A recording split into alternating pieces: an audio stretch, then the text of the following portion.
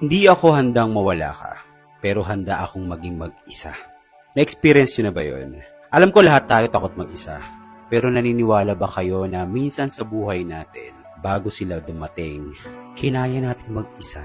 Kinaya natin yung mga bagay, yung mga sitwasyon, na kahit wala yung ibang tao, nalalampasan mo. Sabi nga, kapag nagmamahal tayo, dumidepende tayo sa isang taong mahal na mahal natin, na nakadikit sa mga isip natin na hindi tayo iwan nito. Kahit anong mangyari, hindi ako pabayaan nito. Pero darating sa punto na hindi natin mapipigilan ng panahon ang nararamdaman na maaaring magbago, na lahat ng mga tao lilisan din. Maging matibay man o maging alanganin man ang pinasok ninyo, lagi yung tatandaan. Ibabalik kayo nito sa panahong mag-iisa lang tayo, na kahit gaano kahirap, kailangan nating tanggapin. Na sa pagturo sa atin ng malalim na proseso na yun, ibabalik tayo nito sa panahong kinaya mong mag-isa at kakayanin mong mag-isa.